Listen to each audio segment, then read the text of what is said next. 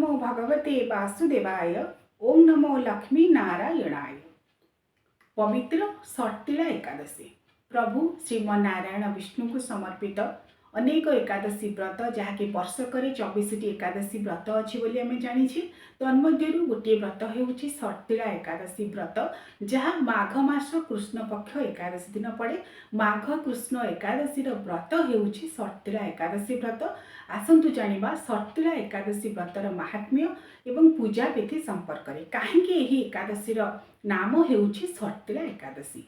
चलित वर्ष 6 फेब्रुआरी पड़ुछि सट्टिला एकादशी एवं एही दिन जेहेतु प्रभु श्रीमन नारायण विष्णु को उद्देश्य 6टी उपाय रे पूजा करा जाए। राशि बा तिल को प्रदान करी सट माने 6 तिल अर्थात राशि राशि बा तिलर प्रयोग 6 भाव में करा जाए।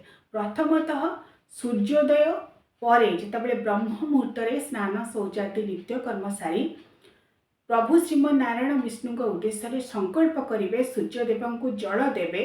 सही समय प्रथम विधि होची स्नान करने समय प्रथमे जदि घर मध्य स्नान करुछंती से जल रे किछि गंगा जल एवं कला राशि को पकाई स्नान करेंगे। यह होची सट्टिला एकादशी प्रथम विधि। तिलर प्रयोगर प्रथम विधि स्नान समय तिल बा राशि मिसाई स्नान करेंगे। द्वितीय विधि होची सूर्यदेव उद्देश्य जो तंबा बा पितल लोटारे आपण जल अर्घ्य प्रदान करेंगे से किछि कला राशि मिसाइबे। ताहा हेउछि सट्टिला एकादशी द्वितीय विधि। तृतीय विधि हेउछि श्रीमन नारायण विष्णु को उद्देश्य जो पंचोपचार विधि रे पूजा करेंगे भोग नैवेद्य बाढ़े से समय मध्य आपण राशि लड्डू बा तिल लड्डू प्रदान करेंगे।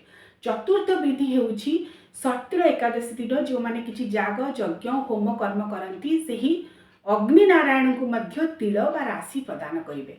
पंचम विधि हेउछि एही दिन जो भोजन बा प्रसाद प्रस्तुत करेंगे से किछि तिल बा राशि पकाइबे एवं जो दान दक्षिणार विधि मध्य रही था। साधारणतः एकादशी व्रतर पारण समय किछि दान दिया जाए जो आवश्यक दान प्रदान करा जाए से मध्य आपण तिल दान करेंगे।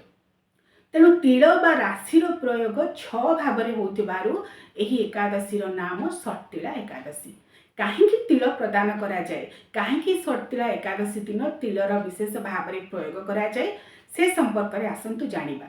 आमे जानिछे एही समय रे सूर्य मकर राशि रे अवस्थान करती। धनु संक्रांति ठारू आरंभ करी मकर संक्रांति पर्यंत सूर्य धनु राशि रे रहंती एवं मकर संक्रांति दिन धनु राशि को परित्याग करी मकर राशि रे अवस्थान करती। दीर्घ 1 मास व्यापी मकर राशि रे से रही थांती।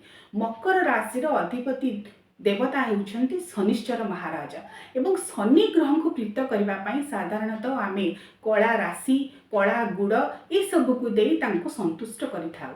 सूर्यदेव जितेबाला मकर राशि अवस्थान करती शनि ग्रहंकर प्रीति अर्थे शनि ग्रहंकर कोपरु रक्षा पाइबापी तांको संतुष्टि करने से विशेष भाव में यही सट्टिला एकादशी दिनटी स्थिरीकृत करा जायछि। एही दिन मध्य तिल तर्पण करा जाए पितृपुरुषों उद्देश्य। इहलोकरे जानतरे बा अजाणतरे करिथिबा कोनोसी पाप कोनोसी प्रकार भूल काम पाई मध्य प्रभु नारायण विष्णु पाखरे प्रायश्चित करबा पाई एही दिन तिल दान करा जाए। पितृपुरुषंकर गति मुक्ति पाई मध्य एही दिन पितृ तर्पण करा जाए। तर्पण रे मध्य जल सहित तिल बा राशि को प्रदान करा जाए।